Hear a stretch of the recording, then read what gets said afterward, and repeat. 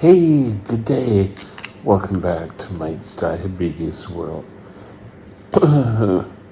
It's now 1:20 in the afternoon, so this is a little late for me to doing a video, but we're all good. Current blood sugar is at 7.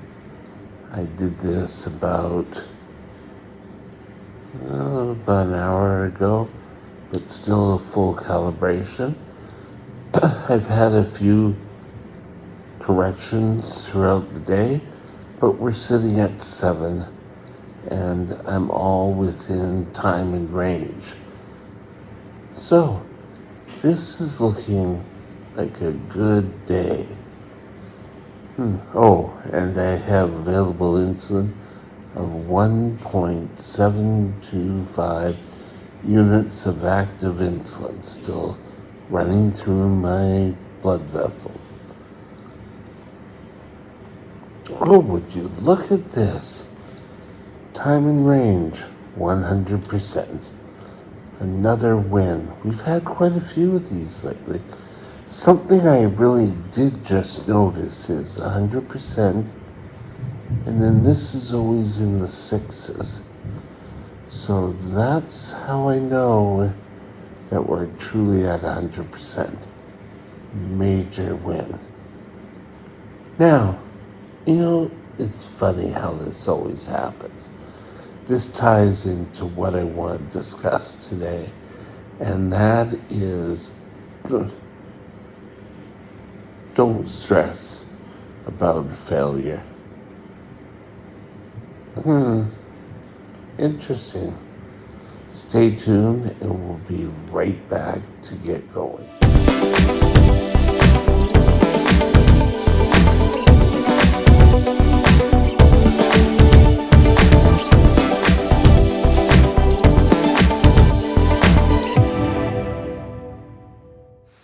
This channel is provided for informational purposes only.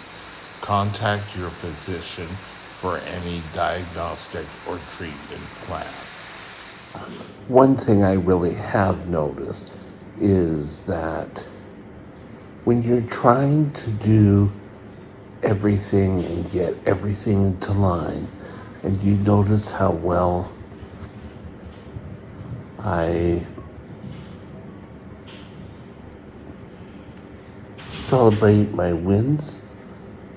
If you're unable to get to those wins and you're doing the best you can, try not to sit there and, oh, woe is me, I'm such a failure, I'm going to stop. Because you shouldn't have to stop. You should just keep going, trying. You'll find one day things click and you find a program that works for you. I've gone through diabetes education after diabetes education. And finally, there's certain days it clicks. And I end up with a much better number than I have in the past. So, what do? Well, any wins you celebrate. Excuse me, I had a coughing fit. But you celebrate every win. Yeah. You have some wins. I've done a video on how to spot a win. And it may be that you're striving to get to the most excellent day you can, but you end up faltering a bit. That's fine. You can falter. But don't stress out over it. Don't beat up yourself because you're not getting the goals you want. I know it's an ongoing thing with my doctor. I like these numbers. He's happier with me at around 8.2, 8.4. But when I get these numbers, I really celebrate as a major victory. So, people tend to stress and put more worry, and then the fight or the flight reflexes step in, and you just end up not getting any help whatsoever. And you need to step back, take a deep breath. Sometimes you need to speak to your diabetic nurse, a dietitian, social worker, or your endocrinologist. They all will be able to help to have you come up with a plan that'll work for you. When I go to a doctor, I ask him to write down what he sees my plan so that I can take it and write it all out again so it's up here. It's important that you understand the plan, that you do everything you can. If you're doing something totally wrong, but you don't know you're doing it wrong, that's fine.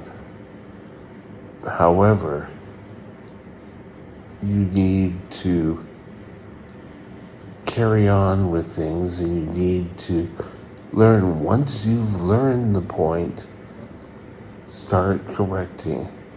Don't wait and say, oh, well, I'll wait till next week.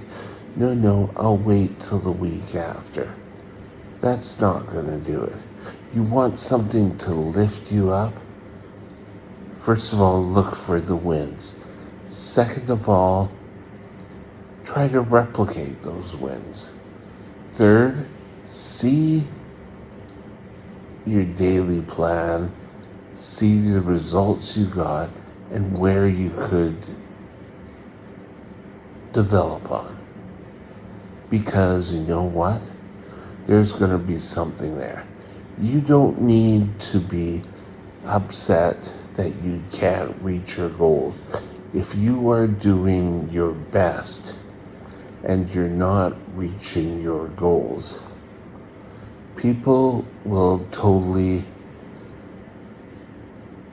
dwell on the negative, and that will make you feel bad about yourself, which the stress could set off that fight or flight reflex. And if that's initiated, that's where you get your unexplained blood sugars, or one of them. That could be where your illnesses can set off the exact same. So be alert, know what's going on. If you don't know an answer why you keep doing something, make an appointment with your doctor. Find out what you want to do and how to get up with the game plan. As long as you're trying, that's the important thing.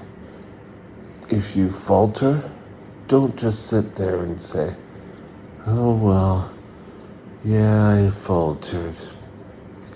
Oh, well, there's no point in really trying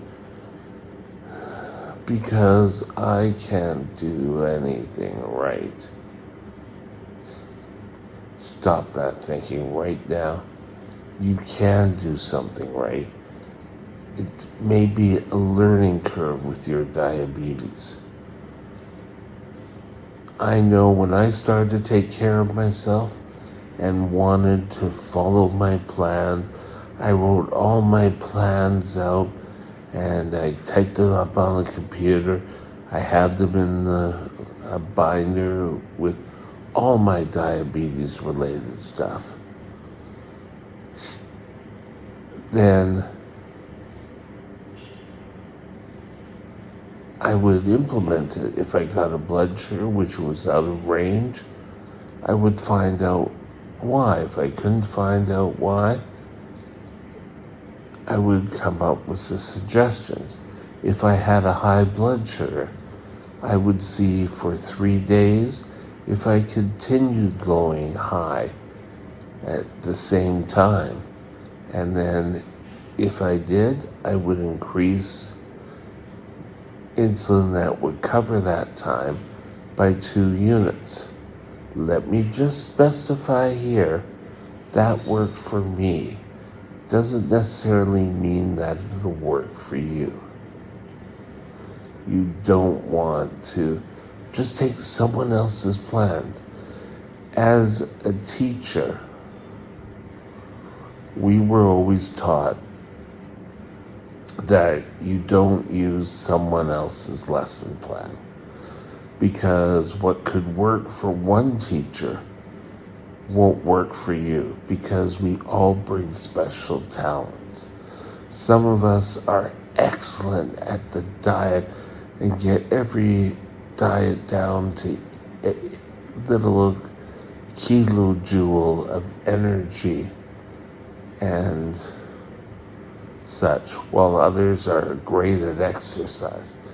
We all can't be an expert at diabetes on a whole.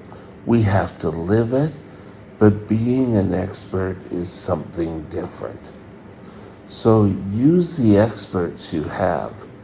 Now, I've talked about who should be in your team. You should have your coach or your endocrinologist. You should have food service, which is your dietitian. You should have supplies, which would be anything diabetes supplies related, and how to make sure that you have the supplies available when you need the items available. All of these are steps that you can take. You want to review your results. When I had my big binder, I would sometime during 24-hour period, I would review my results and see how my number came out.